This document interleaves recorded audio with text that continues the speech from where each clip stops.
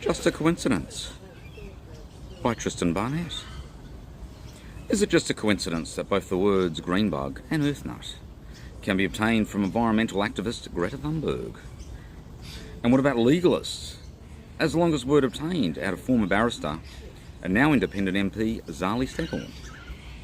Given that John Foreman is musical director and conductor for Carols by Candlelight in Melbourne, then why does John wear a maroon jacket when conducting when Santa turns up in a red jacket? Is it merely, ho ho, the fact that maroon can be obtained out of John Foreman and not red? Is it merely, further, does the word menorah within John Foreman suggest that carols are suitable for Jews as well as Christians, given that Jesus was Jewish?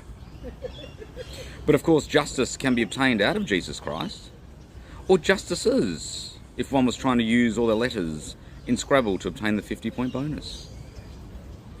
And further, John's puppy dog named Fred lends itself to a composition titled Fred is a four-letter word in F major, given that non-major is the longest word obtained out of John Foreman.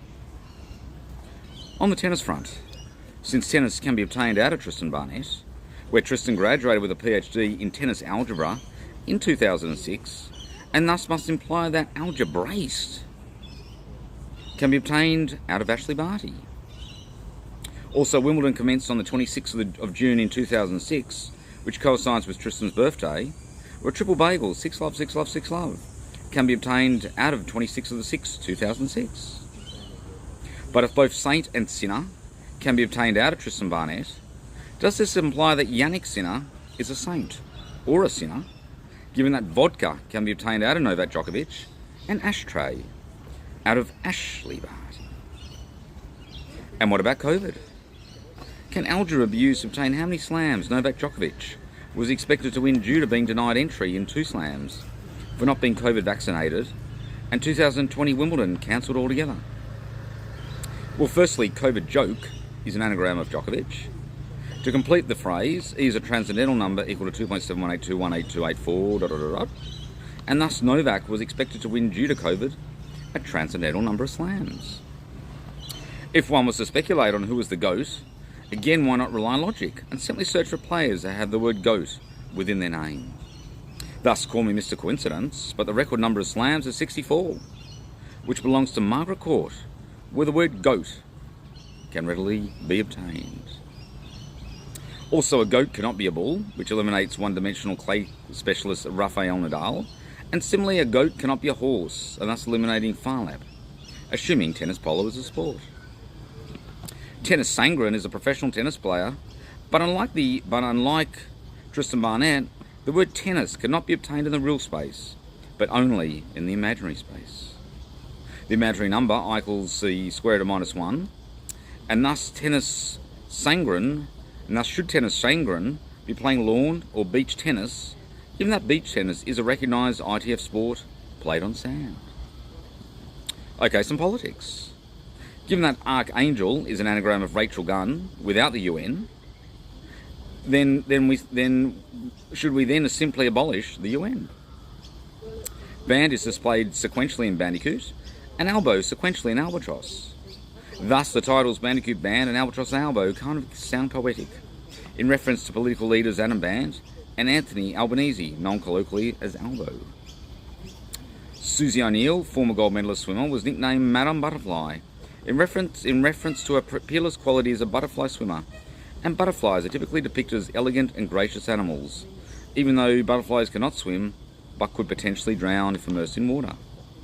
If we assume there is a God, in which around 40% of the world's population would agree, then God loves all of his creation, including the minuscule ant, and drumroll, Prime Minister Ant Albanese.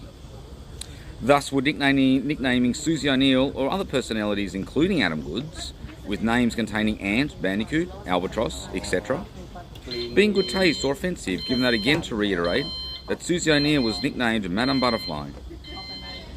Man, don't destroy my poetry. God loves all his creation, including the minuscule ant, and a further 900 million Hindus believe in reincarnation, where we were other species, animals, plants, or otherwise, in previous lives. Thus, based on the above, is it in good taste or offensive do you nickname former PM John Howard as Warthog Howard, given the coincidental word war within Howard and Australia, with Howard as PM supporting the 2001 to 2021 wars in Afghanistan?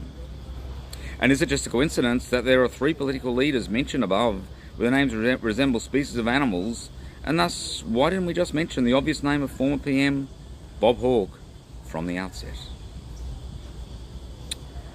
Okay. Yeah, so a few little, I don't know, a few hiccups of misreading the lines, but yeah, sort of getting there. I don't know, ideally it'd be good to read this out at Carol's tonight. Carol's tonight, but I don't think Baron will be allowed. In fact, the schedule's already done, but we're working on a Baron. Maybe next year, or maybe not. So, I mean, I've got in fact 6 pieces now. So, yes. Oh, very nice. So just the Botanic Gardens, of course. Got a hot chocolate, a glass of water, and cheers. And so so the ants. In fact, I did a streamer of the ants. Going to find out who the manufacturer or who the creator of that ant is, and could actually get one custom made. Could be interesting. Yes. I'm gonna look at that actually. Just one custom made ant. Yeah. So now the Carols. Well, let's start at 1, but I don't think it's the main stadium. I think it's the Botanic Gardens. I don't know where. I have to find out. But anyway, come on down to the Domain, at least for the evening session, whenever that kicks off. I don't know, 7 or so. I don't know who's performing. Check out the Botanic Gardens. Check out the ants, the anteater, and check out the cathedral, the St Mary's Cathedral with the story or the Charles Dickens story of Ebenezer Scrooge and the way they sort of light up the cathedral. Go to a mass, go into the cathedral, hear the performances at the cathedral, go to the Rocks, the Opera House, the Bridge, the Art Gallery. There's the Australian Art Gallery or New South Wales Australian Art Gallery, the main next to at the entrance to the Botanic Gardens, and also the Contemporary Art Gallery around the Rocks. So yeah, there's plenty to do. I don't know, jet boat on Sydney Harbour, bridge climb, a concert in the Opera House. It was 50 years last year, incidentally. 400 years, of course, since Shakespeare, or the complete works of Shakespeare was published 400 years ago, as of last year. And of course, Baron was in Hartford and and was in the museum, saw the actual book. So, yeah, Sydney really does have it all. I don't know, even the zoo. Take a ferry, go to Bondi Beach. Take a ferry to Manly.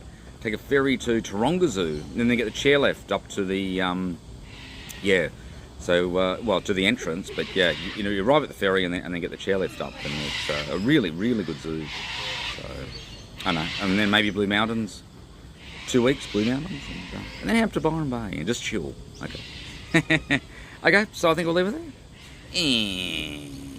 And that was Burn Breaks.